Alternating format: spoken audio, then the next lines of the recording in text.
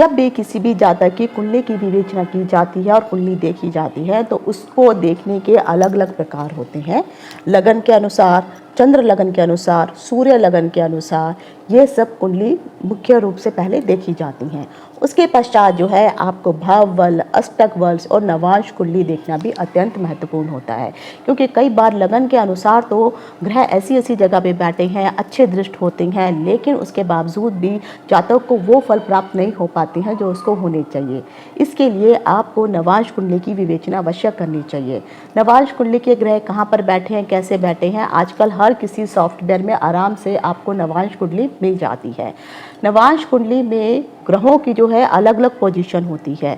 एक सबसे पहले आता है जिसको हम वर्गोत्तम ग्रह कहते हैं। वर्गोत्तम ग्रह वह ग्रह होते हैं जो लगन कुंडली के अनुसार जिस भी राशि में आकर के और जिस भी भाव में आकर के बैठे हैं, वहाँ पर अगर वही ग्रह सेम राशि में लेकिन किसी भी भाव में आकर के बैठ जाए, ऐसे ग्रहों को वर्गोत्तम ग्रह कहा जाता है। एग्जाम्पल के लिए अगर आप मेरा व्हाइट बोर्ड देख रहे हैं तो मैंने इसमें एक कुंडली का जो बॉक्स है बना रखा है और 1 से लेकर 12 नंबर तक लिखे हुए हैं। मान लीजिए किसी का मंगल जो है मेष राशि में ही बैठा हुआ है, और जब आप उसकी नवांश कुंडली देखते हैं और नवांश कुंडली में इन 12 भावों में मंगल अगर मेष राशि में ही बैठा हुआ है तो कहा जा सकता है कि इस जातक का यह जो ग्रह है यह वर्गोत्तम ग्रह है। जब भी जो भी ग्रह वर्गोत्तम बनता है तो वहां पर उस ग्रह में शुभता आ जाती है। अगर मान लीजिए कोई ग्रह नीच का भी होकर के बैठा हुआ है, लेकिन अगर नवांश कुंडली में उसी राशि में ही आकर के किसी भी भाव में आकर के वह ग्रह बैठ जाता है, तब वह वर्गोत्तम ग्रह बन जाएगा। तो अगर जो फल उसको नीच राशि में बैठने पर उस जातक को देने होते हैं वह वैसे फल नहीं देता है, कहीं ना कहीं उस ग्रह में शुभता आ जाती है और वह शुभ फल प्रदान करना शुरू कर देता है। उसके पश्चात आता है पुष्कर नवांश। जब पुष्कर नवांश की बात आती है तो पुष्कर नवांश जो है यह अत्यंत शुभ नवांश माना जाता है, जो जन्म कुंडली में आशाजनक परिणाम देने वाला होता है। इससे कहा जा सकता है कि वह कुंडली में एक प्रकार की ऊर्जा तक प्रदान करने वाला होता है। उसी के अनुसार जो शुभ ग्रह होते हैं, जिसमें से देवगुरु बृहस्पति यह एक शुभ और लाभकारी ग्रह माने जाते हैं, जिससे जातक को सौभाग्य की, ज्ञान की, इन सब चीज़ों की प्राप्ति होती है। पुष्कर नवांश और बृहस्पति का योग जब आपस में मिल जाता है तब और भी अच्छी शुभ स्थिति उस कुंडली की बन जाती है। ग्रहों की जो भी योगदान देने की स्थिति होती है, यानी जो भी वह शुभ फल प्रदान करने वाले होते हैं, जब पुष्कर नवांश में वह ग्रह आ जाते हैं तो कहीं ना कहीं उनको और अच्छा शुभ फल प्रदान करने लगते हैं। यह ग्रहों की वह स्थिति होती है कि वहां पर उन ग्रहों का समग्र व्यक्तित्व निखर करके आने लगता है और कहीं ना कहीं उसका प्रभाव उस जातक के व्यक्तित्व के ऊपर भी पड़ने लगता है। जब भी हम पुष्कर नवांश की बातें करते हैं तो पुष्कर नवांश में जो भी ग्रह आ जाता है तो कहीं ना कहीं वह एक शुभ फलों को देने में सहायक होता है। यह ऊर्जा प्रदान करने वाला होता है। कहीं ना कहीं नवांश में विशेष रूप से जिस भी भाव में वो आकर के बैठा है, लेकिन पुष्कर नवांश में होकर के बैठा है, इसका अर्थ है वह उस भाव का पोषण करने वाला है। तो पुष्कर नवांश को अगर हम ज्योतिष के अनुसार देखा जाए तो एक शुभता भरा हुआ नवांश कहा जा सकता है। आज के इस वीडियो में मैं आपको बताने वाली हूँ कि कुंडली में आखिर नवांश पुष्कर नवांश में क्या अंतर होता है। साथ ही साथ नवांश में जो है और भी चीजें आती हैं। एक आता है आदि नवांश, तो आखिर ये आदि नवांश क्या होता है, अत्यंत नवांश क्या होता है, और कैसे पहचाने कि आपकी कुंडली में कौन सा ग्रह पुष्कर नवांश में बैठा हुआ है। वर्गोत्तम नवांश देखना तो बहुत आसान है, लेकिन पुष्कर नवांश के लिए कुछ कैलकुलेशन है जो बताई गई है, वो मैं आज के वीडियो में आपको बताऊंगी। क्यों पुष्कर नवांश को इतना अधिक शुभ माना जाता है या इतना अधिक महत्वपूर्ण माना जाता है। पुष्कर नवांश के लिए ज्योतिष की कैसे कैलकुलेशन की जाती है, उसकी टेक्निक क्या है, वो मैं आज आपको बताने वाली हूँ। नवांश कुंडली में जो वर्गोत्तम नवांश होता है और जो पुष्कर नवांश होता है, इन दोनों में क्या डिफरेंस देखने को मिलता है, किस प्रकार से ग्रहों के फलों में या अंतर देने में अपना योगदान कैसे देते हैं। अगर कोई ग्रह वर्गोत्तम में है या कोई ग्रह पुष्कर में है तो कौन अधिक श्रेष्ठ फल देने वाला है, पुष्कर नवांश का बृहस्पति के साथ अर्थात जो गुरु ग्रह है उसके साथ क्या संबंध है, और शास्त्रों में पुष्कर नवांश से संबंधित एक महत्वपूर्ण कथा भी बताई गई है। आखिर वह कथा कौन सी है, तो इन सभी चीज़ों की संपूर्ण जानकारी लेकर के मैं डिम्पल शांडिल्य ज्योतिष सत्य ज्ञान सागर के माध्यम से अपने सभी नए पुराने दर्शकों का हार्दिक स्वागत करती हूँ। नमस्कार। जय हो शंकरा आदिदेव शंकरा, तेरे जाप के बिना चले ये सांस किस तरह। मेरा कर्म तू ही जाने, क्या बुरा है क्या भला, तेरे रास्ते पे मैं तो आंख मूंद के चला। तेरे नाम की जोत ने सारा हर लिया तमस मेरा। नमो नमो शंकरा भोलेनाथ शंकरा रुद्रदेव हे महेश्वरा। वैसे तो देखा जाए तो पराशर जी के सिद्धांतों पर आधारित पुष्कर नवांश एक महत्वपूर्ण गूढ़ विवेचना है। पुष्कर नवांश में जब भी कोई ग्रह आते हैं तो कहा जा सकता है उसमें ब्रह्मांडीय वरदान बन जाता है, यानी वो ब्रह्मांड के सारे वरदान आपको देने लायक हो जाता है। पुष्कर नवांश को वैदिक ज्योतिष में एक दिव्य रहस्य प्रदान करने वाला ग्रह माना जाता है, जहां पर ग्रह की जो शुभता होती है वह अपनी चरम सीमा पर वह ग्रह पहुंच जाता है और जितना अधिक शुभ फल वो देना चाहता है वह दे सकता है। पुष्कर शब्द का अगर आप अर्थ देखेंगे तो उसका अर्थ होता है पवित्र करना, समृद्धि प्रदान करना, उन्नति प्रदान करने वाला, या फिर विशेष रूप से कहा जाए कि आपकी उन्नति के द्वार को खोलने वाला यह ग्रह माना जाता है। जब भी कोई ग्रह नवांश कुंडली में यानी जो D9 की जो कुंडली होती है वहाँ पर जाकर के वह विशेष चरणों में, विशेष स्थिति में, विशेष डिग्री में आकर के जब वो ग्रह बैठ जाता है तब इस ग्रह में शुभता आ जाती है। यह ग्रह बहुत ही अधिक शक्तिशाली बन जाता है। इवन जीवन में अत्यधिक जो है पॉजिटिविटी प्रदान करने वाला होता है। कई प्रकार के परिवर्तन, और वो भी अच्छे परिवर्तन उस जातक के जीवन में आने लगते हैं। जब भी कोई ग्रह अत्यधिक विशिष्ट डिग्री के अनुसार किसी विशिष्ट नक्षत्र या विशिष्ट राशि में आकर के बैठता है तब उस ग्रह के अंदर धन प्रदान करने की, सौंदर्य प्रदान करने की, कलात्मकता प्रदान करने की, समृद्धि प्रदान करने की, यह सब अलग अलग प्रकार की विशिष्ट विशेषताएं आ जाती हैं। ऋषि पराशर और बृहद ज्योतिष के अनुसार अगर आप इन को देखेंगे तो उसमें पुष्कर नवांश से वर्णित बहुत सारी चीजें आपको देखने को मिलेगी। यह एक साधारण ग्रह को देवत्व प्रदान करने वाला ग्रह बन जाता है जो भी ग्रह पुष्कर नवांश में होता है। तो ना केवल यह ज्योतिष की में जिस भी जातक की कुंडली में बैठा हुआ है, बल्कि ज्योतिष की दृष्टि से भी यह एक अत्यधिक महत्वपूर्ण ग्रह होता है और आध्यात्मिक दृष्टि से भी बहुत ही प्रभावशाली यह ग्रह माना जाता है। इससे जातक का स्वरूप तक भी बदल जाता है।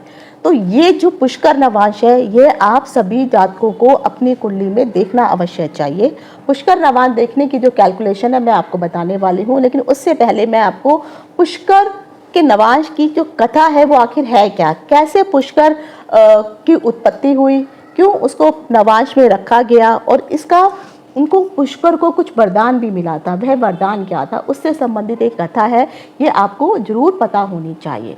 तो ज्योतिष शास्त्र में देखा जाए कि जो पुष्कर है और साथ में पुष्कर को बृहस्पति के साथ जोड़ा जाता है, तो आखिर पुष्कर का और बृहस्पति का आपस में संबंध भी क्या है।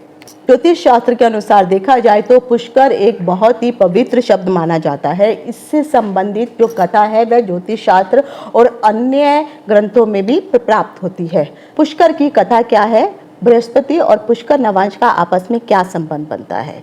जो ज्योतिष के अनुसार देखा जाए तो पुष्कर एक बहुत ही पवित्र शब्द माना जाता है। इससे संबंधित कथा जो है ज्योतिष शास्त्र में और अन्य महत्वपूर्ण ग्रंथों में भी आपको प्राप्त होती है।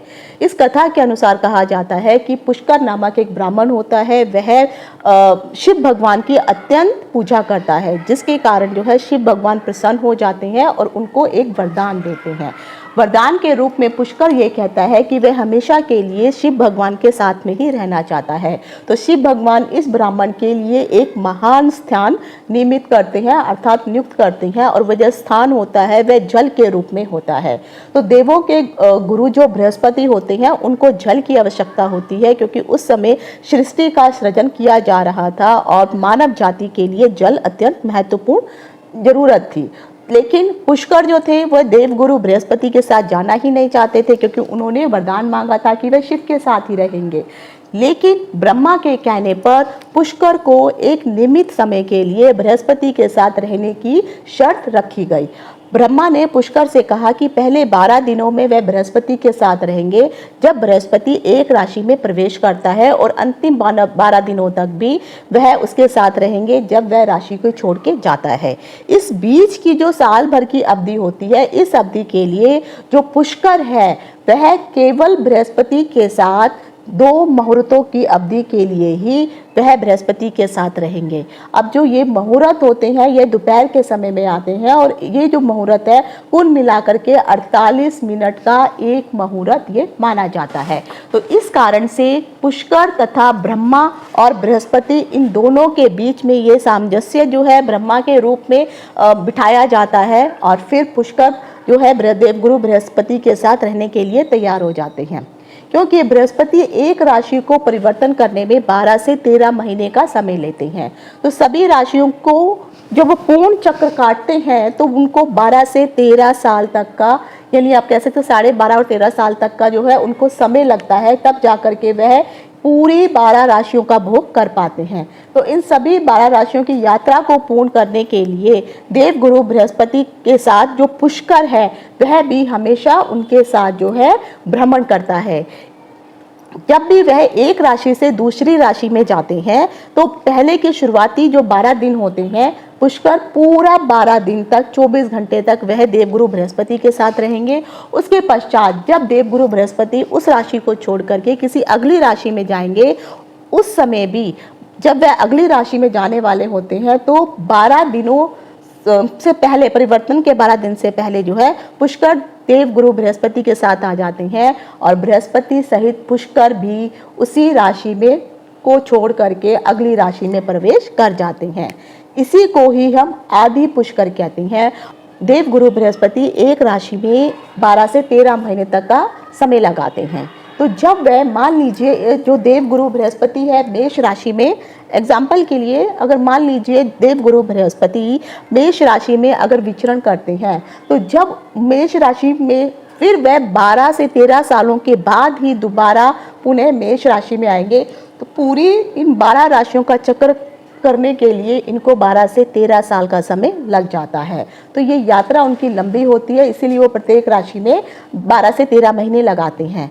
जब भी बृहस्पति के साथ पुष्कर भी एक राशि को छोड़ करके दूसरी राशि में प्रवेश करता है तो उसे आदि पुष्कर का नाम दिया जाता है। और जब बृहस्पति किसी राशि को छोड़ करके, यानी जब वह वृष राशि को छोड़ करके मिथुन राशि में आए थे, तो छोड़ते वक्त भी पुष्कर बृहस्पति के साथ ही रहता है। तो जब वह किसी राशि को छोड़ते हैं तब भी पुष्कर उनके साथ रहता है। तो उस पुष्कर को अत्यंत पुष्कर के नाम से जाना जाता है।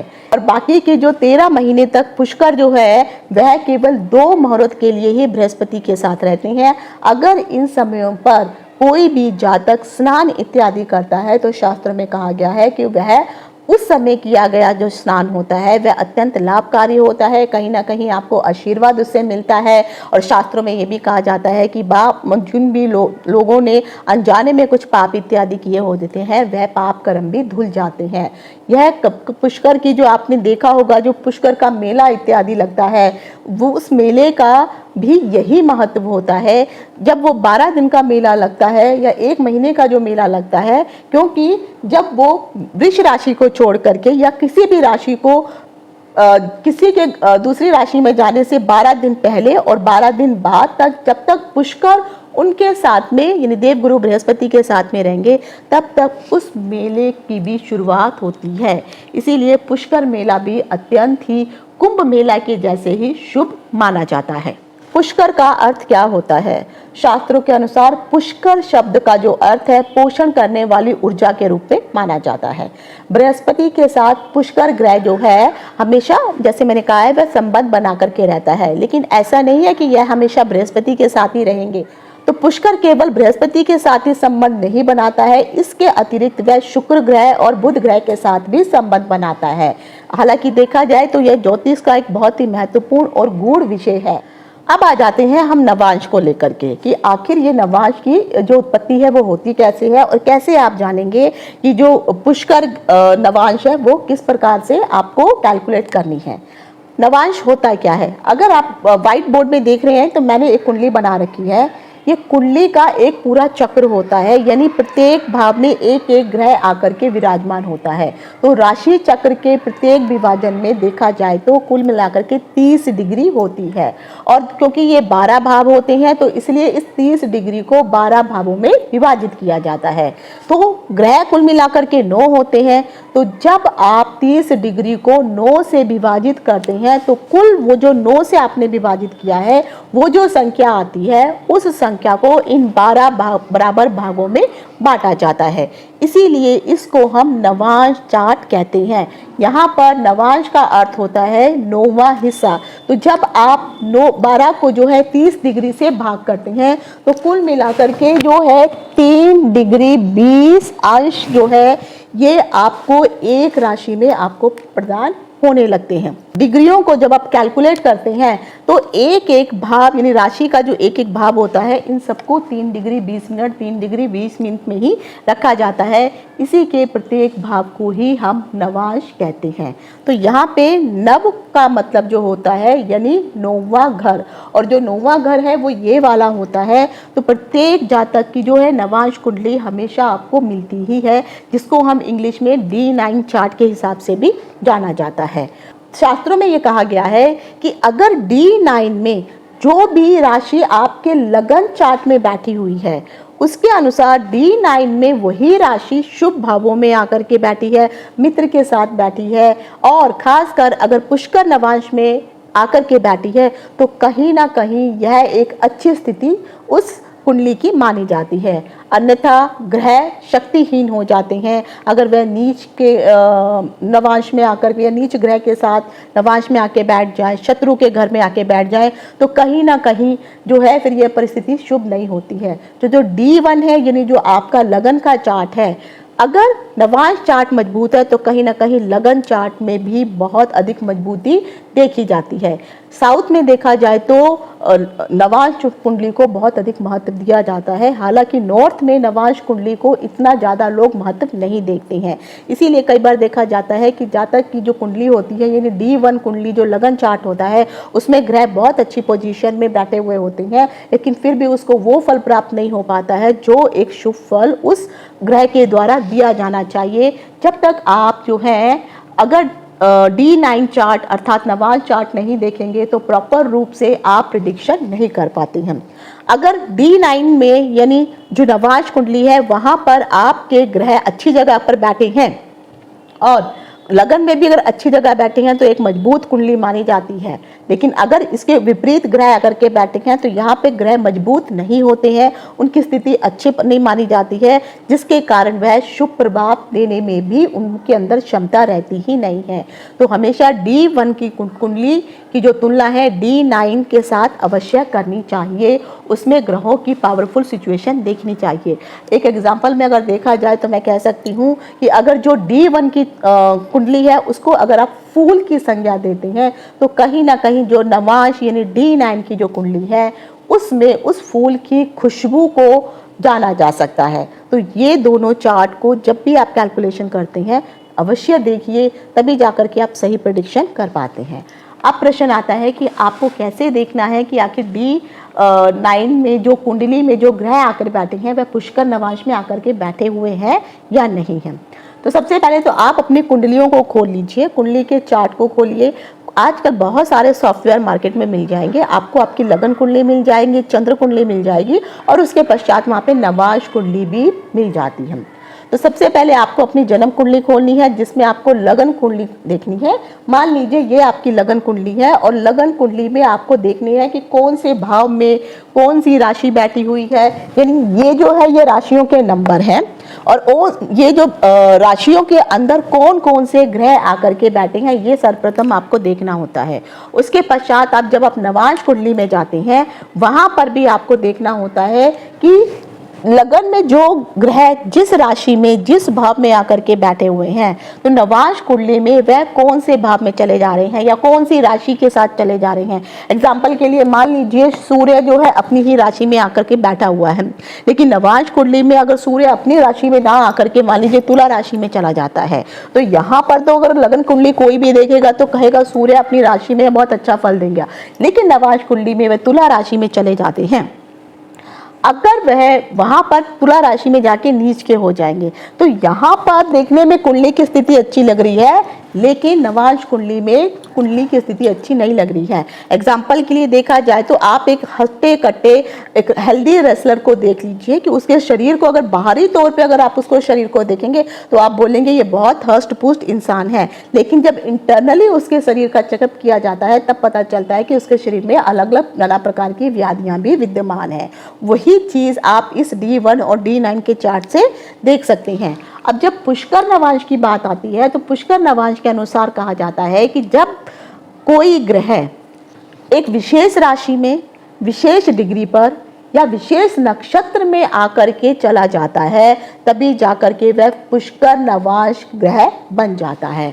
और कुल मिलाकर के देखा जाए तो 108 नवांश होते हैं और इन 108 नवांशों में यानी 108 नवांश गिने जाएंगे, क्योंकि ये जो मैंने कहा है 3 डिग्री 20 मिनट जो होते हैं वो एक एक अंश उसके अंशों के अनुसार जब पूरी गिनती है तो 12 को अगर आप 9 से, क्योंकि 9 डिवीजन होता है, तो 12 को 9 से जब मल्टीप्लाई करेंगे तो 108 बन जाते हैं। अब इन 108 में जो है कुल मिलाकर के इन नवांशों का जो विभाग होता है इनको 24 पुष्कर नवांश प्रदान किए गए हैं। अब वो जो 24 पुष्कर नवांश है वो कौन सी राशि में आएंगे, कौन सी डिग्री में आएंगे, वो मैं आपको बताऊंगी। सबसे पहले आपको ये देखना है कि आपके पास ये जो इस तरह से एक चार्ट बना हुआ है, आपकी कुंडली का भी चार्ट बना हुआ होगा, तो जो 108 नवांश के जो विभाग है इनमें कुल मिलाकर के केवल 24 ही ऐसे भाव हैं, यानी 24 ही ऐसी ग्रह हैं या वो डिग्रियां हैं जहां पर पुष्कर नवांश का निर्माण होता है। इसीलिए हम इसे पुष्कर नवांश बिंदु या पुष्कर नवांश डिग्री या पुष्कर नवांश स्थान के नाम से भी हम लोग इसे जानते हैं। प्रत्येक राशि में जितनी भी आपकी 12 राशियां हैं, हर राशि को 2-2 पुष्कर नवांश डिग्री प्रदान की गई है।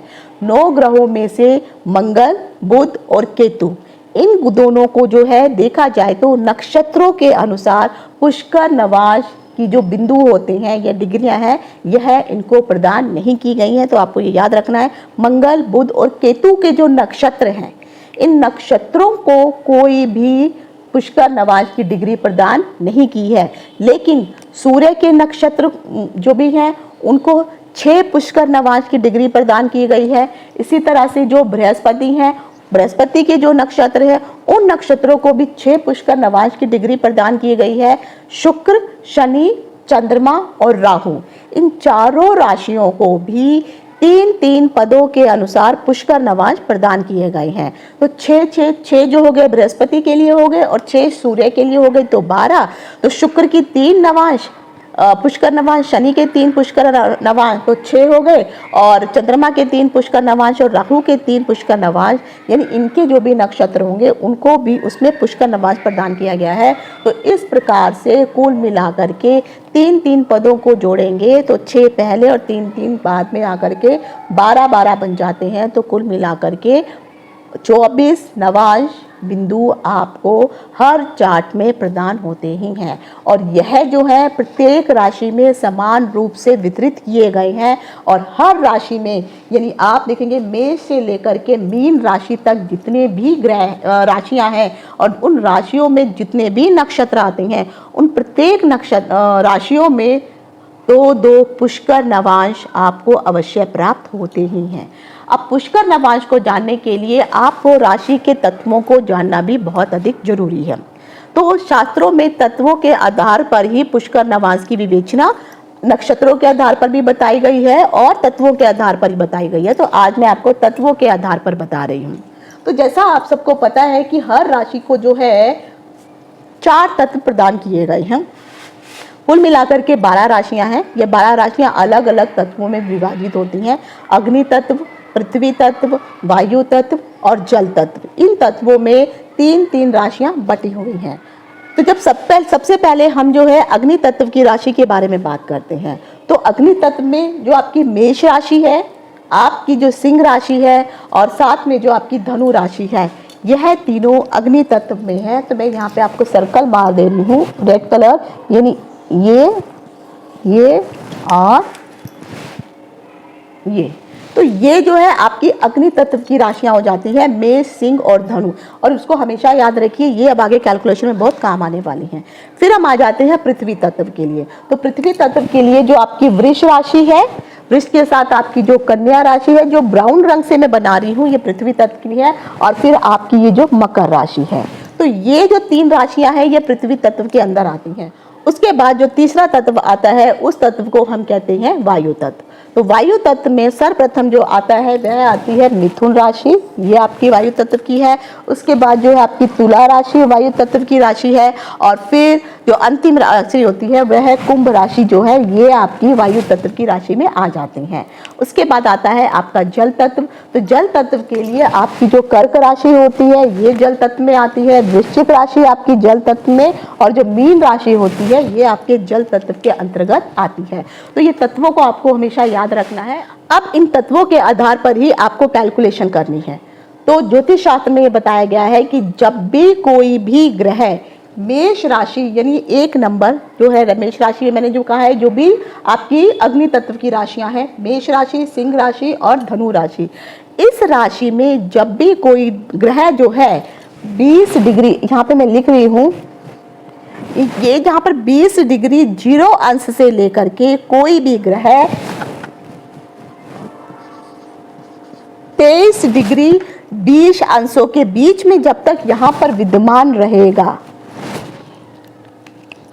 तो ये डिग्री आपको हमेशा याद रखनी है। चाहे वो डिग्री 20 डिग्री से लेकर के 23 डिग्री 20 अंशों तक कोई भी ग्रह यहाँ पर ये डिग्री में मेष राशि में आ जाए, सेम डिग्री रहे लेकिन सिंह राशि में आ जाए, और सेम डिग्री रहे लेकिन धनु राशि में अगर ये आ जाता है, तो कुंडली में जब ये नवांश कुंडली जब आप देखने को जाते हैं तो कहीं ना कहीं यही ग्रह जो है तुला राशि के अंतर्गत आपको विद्यमान दिखाई देते हैं, क्योंकि यह उनका 9वां अंश पड़ता है नवांश के अनुसार। तो वहाँ पर जो तुला राशि होती है, वहाँ पर जो अगर ये डिग्री में वहाँ पर वो ग्रह आ जाते हैं और तुला राशि में आ जाते हैं, हालांकि जैसे मैंने आपको एग्जाम्पल भी दिया था कि सिंह राशि में आकर के अगर वो तुला राशि में चला जाता है, लेकिन अगर यही सूर्य जो है तुला राशि में जो है नीच का हो जाता है, लेकिन अगर ये इस 3 डिग्री 20 मिनट के बीच का जो समय है, यानी 20 डिग्री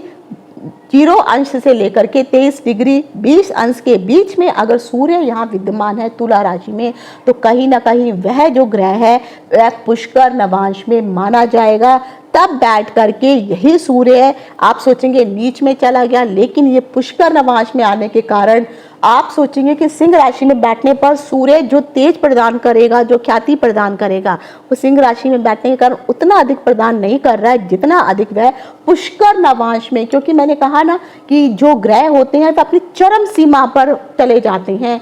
कोई भी जो शुभता प्रदान करेंगे अपने चरम सीमा तक, आखिरी तक वह उस जातक को शुभता प्रदान करते ही हैं। तो जब भी ये डिग्री जो भी मैंने पिंक कलर या रेड कलर लगाया है, इसमें ये कोई भी ग्रह मिलता है आपको, आप कह सकते हैं कि आपका वो जो, और खासकर अग्नि तत्व की राशियों में वह ग्रह बैठा हुआ होना चाहिए और नवांश में भी इन्हीं डिग्रियों के बीच में रहता है, तो कहीं ना कहीं वह ग्रह पुष्कर नवांश के अंतर्गत माना जाएगा। अब हम बात करेंगे पृथ्वी तत्व की राशियों के लिए। तो पृथ्वी तत्व की जो राशियां हैं वह वृष राशि, कन्या राशि और मकर राशि होती है। अगर इन राशियों में कोई भी ग्रह, जो मैं डिग्री आपको बता रही हूँ इस डिग्री को नोट करिए, अगर वह कोई भी ग्रह 6 डिग्री 40 अंश से लेकर के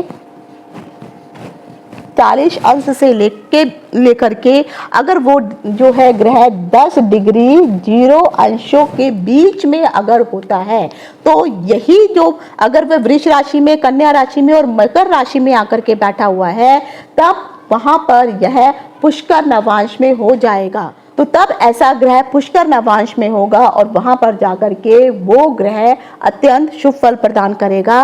लेकिन वृष, कन्या और मकर में इन डिग्रियों के बीच में कोई भी ग्रह आता है तो पुष्कर नवांश में वह ग्रह माना जाता है। अब आता है वायु तत्व के बारे में। जो मैंने वायु तत्व की राशियां आपको बताई हुई हैं, यानी मिथुन राशि, तुला राशि और कुंभ राशि, अगर इन राशियों में कोई भी ग्रह इस डिग्री पर आता है तो ये जो डिग्री है वह होती है 16 डिग्री 40 अंशों से लेकर के 20 डिग्री 20 अंशों के बीच में कोई भी ग्रह आकर के बैठ जाता है, तब ऐसा ग्रह नवांश कुंडली में मीन राशि के अंतर्गत होगा और फिर वह जो है कहीं ना कहीं पुष्कर नवांश के अंतर्गत आएगा और फिर यहाँ पर पुष्कर नवांश में बैठ के वह ग्रह अत्यंत शुभ फल प्रदान करने वाला बन जाएगा। अब आता है जल, अगली राशि है जल तत्व की राशियां।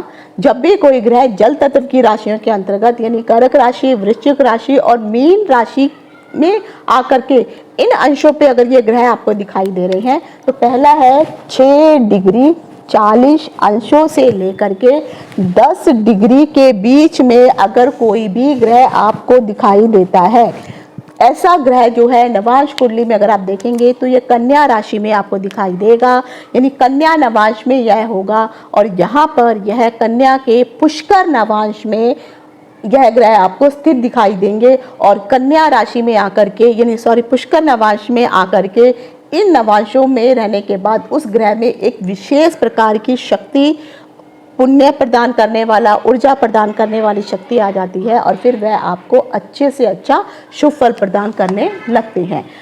तो मैंने अभी आपको ये जो कैलकुलेशन समझाई है, ये जो अंश मैंने प्रत्येक जल तत्व, वायु तत्व, अग्नि तत्व, पृथ्वी तत्व के अनुसार जो भी मैंने आपको अंश बताए हैं, इन राशियों और इन अंशों में अगर कोई भी ग्रह राशियों के अनुसार पुष्कर नवांश में विराजमान होता है, तो इस प्रकार जब भी कोई ग्रह पुष्कर नवांश की एक निश्चित डिग्री और निश्चित अंशों पर आकर के अगर वो विद्यमान हो जाता है, बैठा हुआ होता है, तो कहीं ना कहीं वह पुष्कर नवांश आता है और पुष्कर नवांश जो है शुभता का प्रतीक माना जाता है, जिसमें कोई भी ग्रह है इसकी वह सबसे अच्छी और शुभ स्थिति मानी जाती है।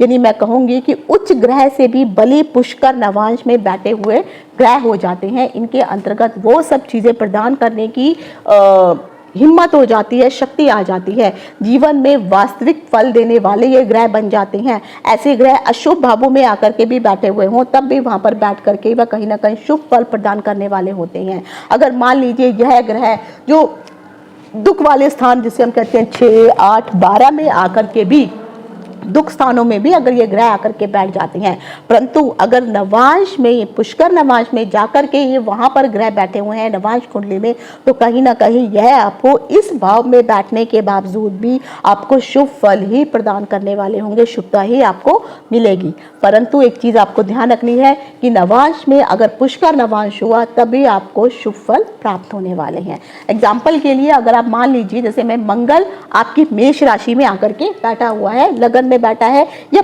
पूरे राशि भाव में से यानी किसी भी भाव में आकर के मंगल बैठा हुआ है, तो मंगल जो है अग्नि तत्व की राशि जैसे मैंने आपको बताई है, और अग्नि तत्व की राशि जब आप D9 में देखेंगे तो D9 में वह 7th डिवीजन में आएगा, जहां पे मैंने कहा है ना 20 डिग्री 20 अंश से लेकर के 23 डिग्री 20 अंश तक में जब भी वहां पर ये मंगल बैठा हुआ आपको दिखाई देगा, तो आप कह सकते हैं कि यह पुष्कर नवांश में मंगल आकर के बैठ गया है। उसी अनुसार एक और एग्जाम्पल मैं आपको देती हूँ कि मान लीजिए वृष राशि है, वृष राशि में शुक्र आके बैठा हुआ है, यह अपने शुक्र की अपनी ही राशि होती है, लेकिन अगर यही D9 में जाकर के 6 डिग्री 40 मिनट से लेकर के 10 डिग्री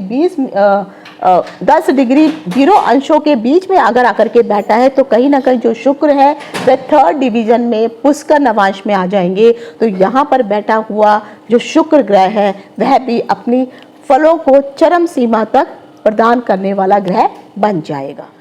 कुछ मैं विशेष एग्जाम्पल आपको दे रही हूँ। शास्त्रों में ये बताया गया है कि यदि कोई भी ग्रह पुष्कर नवांश में बैठा हुआ है, अब जैसे कुछ स्पेशल ग्रह जैसे चंद्रमा हो गया, गुरु हो गए, अगर ये पुष्कर नवांश में आकर के बैठ जाते हैं तो कहीं ना कहीं ऐसे जातक का जो आध्यात्मिक स्तर होता है वो बहुत ऊंचा होता है, आध्यात्मिक विकास बहुत अच्छा होने लगता है। अध्यात्म की तरफ जो है बचपन से ही ऐसे जातकों को रुचि दिखाई देने लगती है। उनको कहने की ज़रूरत नहीं होती है कि आपको जाकर के कौन से भगवान या कौन से इष्ट देव की पूजा करनी होती है, वह उनको पहले से ही पता होता है। तभी आपने कई छोटे छोटे बच्चों को देखा होगा, वह जाप करना शुरू करते हैं, मंदिर में जाते हैं, अध्ययन करना शुरू कर देते हैं। तो कहीं ना कहीं पुष्कर नवांश में बैठा हुआ चंद्रमा और गुरु जातक की आध्यात्मिक का जो स्तर होता है उस स्तर में उतनी अधिक वृद्धि कर देते हैं कि बाद में जो है छोटी ही उम्र में उनको अध्यात्म से संबंधित और कई चीज़ों से संबंधित अधिक महत्वपूर्ण जानकारियां उनको प्राप्त होने लगती है। उनको बहुत सारी चीज़ें पहले से ही पता चलनी शुरू हो जाती हैं। कला का क्षेत्र हो, साहित्य का क्षेत्र हो, या वास्तु का क्षेत्र हो, या ज्योतिष हो, आयुर्वेद हो, इस प्रकार के जितने भी क्षेत्र हैं, इन सभी क्षेत्रों में ऐसे जातक जो हैं कहीं ना कहीं असाधारण सफलता प्राप्त करने वाले होते हैं। कई बार आपने लोगों में देखा होगा कि कुछ ऐसे डॉक्टर होते हैं जिनके यहाँ जो है भीड़ लगी रहती है, यानी आप पूरी जगह जाके अपना इलाज करवा के आ जाएंगे, लेकिन वो आपको इस प्रकार की एक पर्टिकुलर डॉक्टर के पास जाते हैं कि आप सालों साल थक चुके होते हैं इलाज करवा करके, लेकिन जब आप उस डॉक्टर के पास जाते हैं तो आपका जो है कुछ ही समय में जो है उद्धार होना, ठीक होना आप शुरू हो जाते हैं। तो कहीं ना कहीं ऐसा सफा या ऐसा आशीर्वाद ऐसे जातकों को होता है कि उसकी और वो जो आशीर्वाद उनको प्राप्त हो रहा है वो कहीं ना कहीं पुष्कर नवांश में बैठे हुए ग्रहों के कारण ही उनको प्राप्त हो रहा है। तो हम कुल मिलाकर के कह सकते हैं पुष्कर नवांश का अर्थ होता है भाग्य का ब्रह्म द्वार, जहाँ पर इस नवांश में आकर के जो भी ग्रह बैठेगा कहीं ना कहीं वह अपनी शुभता की चरम सीमा पर बैठा हुआ होता है और वह बहुत अधिक शुभ फल जातक को प्रदान करने लगता है। आपके मन में ये प्रश्न आ रहा होगा कि आखिर पुष्कर नवांश के लिए ज्योतिषीय तकनीक है क्या? ये बहुत ही सिंपल रूप से आप आराम से जान सकते हैं। तो सबसे पहले आपको अपनी लगन कुंडली खोलनी होगी। कोई भी सॉफ्टवेयर आप डाउनलोड करिए, उसमें अपना डेट ऑफ बर्थ डाल करके अपने लगन चार्ट को ओपन करिए। लगन चार्ट में कौन कौन से ग्रह जो हैं, कौन कौन से अंशों पर किस भाव में आकर के बैठे हुए हैं, इसको आप नोट करके पहले रख लीजिए। उसके बाद आपको D9 अर्थात नवांश चार्ट में जाना होगा और नवांश चार्ट में जो जो ग्रह जिस जिस भाव में जितने जितने अंशों पे आकर के बैठे हुए हैं उन अंशों को आपको नोट करना है। नोट करने के पश्चात फिर आपको D9 में जिस भी नवांश जिस डिवीजन में आकर के स्थित है उसको भी आपको नोट करके रखना है। और जो मैंने अभी आपको ये बताया है कि इस तत्व की राशि में इतने अंशों पे इतनी डिग्री पर अगर कोई भी ग्रह आकर के बैठा हुआ है तो कहीं ना कहीं यह ग्रह पुष्कर नवांश में आता है। तो आप अपनी कुंडली में उसको खोलिए और जो मैंने चीज़ आपको बताई है इसके अनुसार उसको मैच करिए, तो आपको समझ में आ जाएगा कि आपका ग्रह पुष्कर नवांश में बैठा है या नहीं। तो अगर पुष्कर नवांश से संबंधित ये जानकारी आपको बहुत अच्छी लगी हो, महत्वपूर्ण लगी हो, तो इस वीडियो को सब्सक्राइब जरूर करिए और कमेंट्स जरूर करिए कि आपको ये जानकारी कैसी लगी। तो आज यहीं तक। इति शुभम, नमस्कार।